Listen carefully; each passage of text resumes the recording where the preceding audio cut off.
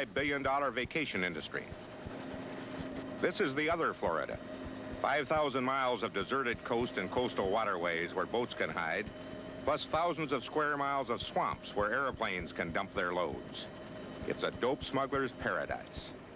One of the dopers' favorite tactics is to fly drugs out of Colombia in large airplanes, then drop the bales at a pre-designated spot in the swamp to be picked up by cohorts on the ground. These customs agents have been staked out in the Everglades for 3 days on information that such a drop is imminent. Just at dusk, the suspect plane appeared and began buzzing the tiny airstrip. In the confusion that followed, the agents managed to secure the people who were waiting on the ground. But the customs airplane lost the suspect aircraft. If any dope was dropped, it was so far out in the swamp that they never found it. No dope, no arrests, weeks of planning plus 3 days and nights with the mosquitoes and the alligators. And all for nothing. It's typical of what has become a war of frustration for law enforcement. It's not that they never make huge seizures of dope, they do. But for every bale of marijuana you see here, perhaps 20 more have gotten through undetected. South Florida is now called the dope smuggling capital of the country. And Regional Customs Commissioner Robert Batard would not disagree. Last year, 87% of all the seizures of marijuana made throughout the United States were made right in the southeast Florida area. For the first month of this fiscal year, 95% of all the marijuana was seized right here. Fred Rohde of the Drug Enforcement Administration, DEA, gave us a primer on how the smugglers operate at sea, from Colombia in South America, where most of it originates, to Florida and beyond. Well, a typical operation would be a mothership off the Colombian coast with, say, 100 tons of marijuana proceeding up these waters, and have coordinates where they'll meet vessels, offload vessels coming from the Florida coast, and drop off another 20 tons.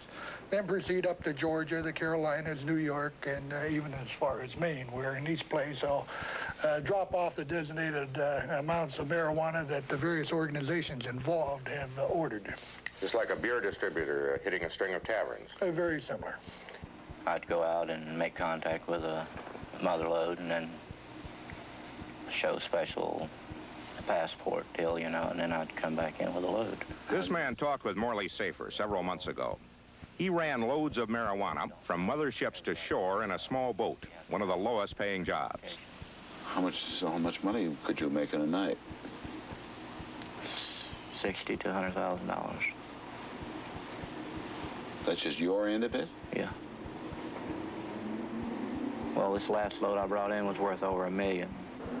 With all that money around, you'd expect some of the people who were involved. These Colombians were taken off a mothership with 37 tons of marijuana aboard. The red color shows it's marijuana. It is definitely marijuana. These young Americans were caught with a paltry 250 pounds on an airplane. Authorities speculate they were headed for the streets of New York to make a few fast bucks. But then there are people you might not expect. We've arrested, convicted doctors, lawyers, judges, prosecutors, law enforcement officials, a mayor of a prominent city, and people from every walk of life. During one 6-hour period while we were filming in Miami, we learned the following in an oh, by the way manner. The Coast Guard seized a pleasure boat with more than 8 tons of marijuana, street value $5 million. DEA confiscated 35 pounds of pure cocaine, worth close to $8 million. And Miami police turned over to Customs $375,000 in cash, picked up in a drug arrest. In fact, one of the biggest problems the smugglers have is what to do with their money. Those starched bankers' eyebrows go up when someone tries to deposit a few $100,000 in dirty bills out of a bag. And so, authorities say, at least 4 banks in the Miami area are owned by the dopers. 20,000. How about 21? 21? How about 22? And this isn't your everyday auction. The customs people are selling off vessels they've seized, going for a fraction of their original worth because they've been tied up in court cases for so long. The Jubilee 5 here, dusty and dirty and probably beginning to rot after months at the dock, is not untypical. Found abandoned in Fort Lauderdale with 11 tons of marijuana aboard. In fact, the customs people have 150 boats like this in custody, 150 different stories. The Concord, with more than 9 tons aboard, found tied up at a house in Fort Lauderdale. 5 people arrested. And the Grand Hotel, found drifting south of Great Isaac Light. The crew had abandoned ship, leaving aboard 13 tons of marijuana for the feds to burn.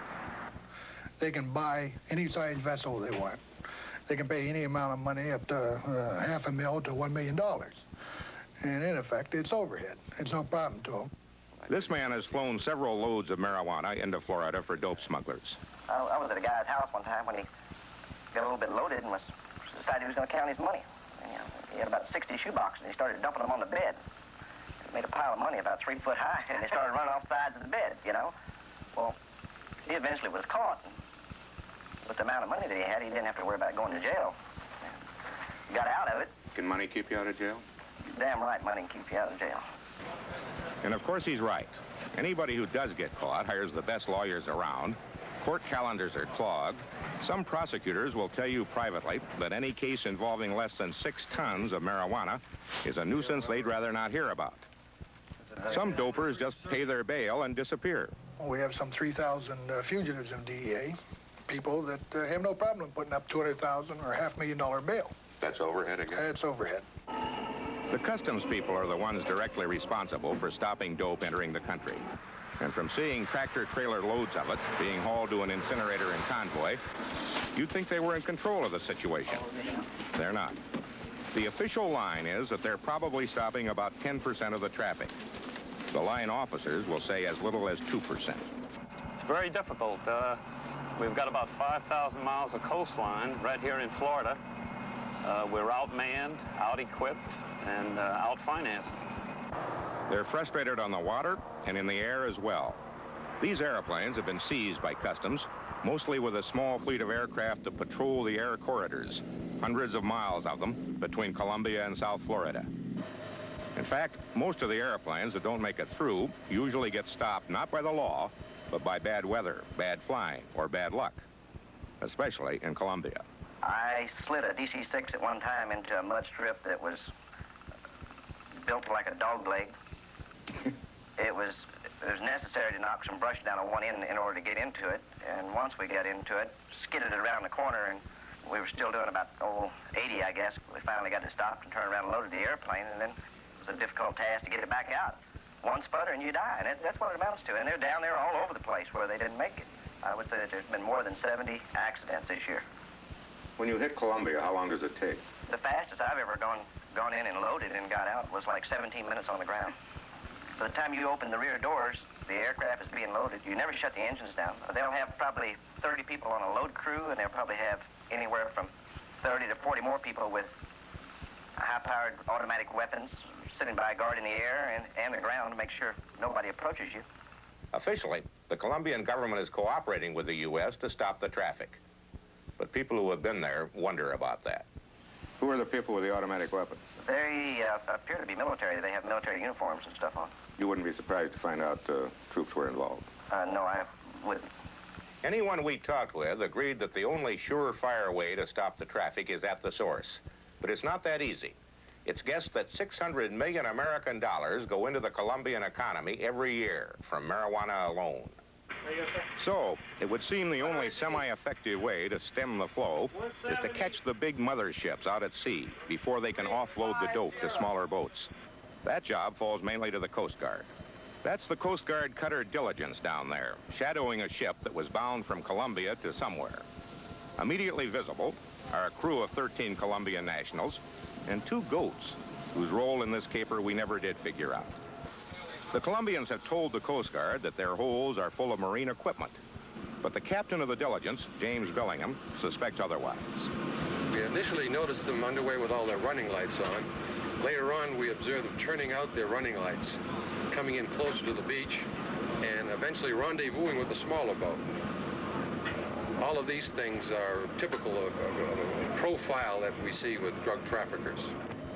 But they were in international waters, and because of the claim of British registry, the American and British State Departments had to be called in. The Diligence laid off, waiting for permission to board for a second night into a second day. Ok, ya entendemos. Si ustedes nos siguen por The Coast Guard hoped the Colombians would voluntarily follow them into American waters. Then they could legally board. But the Colombians were having none of that. So the waiting game continued. The Coast Guard's chances rested on one of three things: that the Gulf Stream would drift them into territorial waters, that a blistering sun would make the Colombians uncomfortable enough to get the inevitable over with, or that the State Department would come through. We have authorization to board your vessel. Their break finally came from Washington. At the end of the third day, the Diligence was allowed to board, but only to check for proof of registry. The boarding party found no documents that would prove British registry, so the Coast Guard was able to make its decisive move in this game of maritime chess. They could look for the registry number on the main beam of the ship, which meant that they had to go into the holds. Boarding party, this is Diligence. Understand there's a large quantity of bales obstructing the number? That's a Charlie. Boarding party, are these bales of marine supplies or of a green leafy matter? Test is positive for THC. The marine equipment turned out to be 50 tons of marijuana. So the game was over. The ship, which had been detained, was now seized. The Colombians were arrested and taken aboard the Diligence. Some of them were familiar faces. They'd been through it all before. And to sum up, on this one caper, the Coast Guard got its quarry. They'll fly their marijuana flag into the Miami station and add a hash mark to indicate another kill. The Immigration Service will get 13 Colombians. Turns out 6 of them are repeaters. Because they were arrested on the high seas and prosecution is almost impossible, they will be detained briefly, then put on an airplane for Colombia. Tickets paid for by the United States government. And Customs, they get a slightly used 150-foot freighter and 50 tons of marijuana to burn.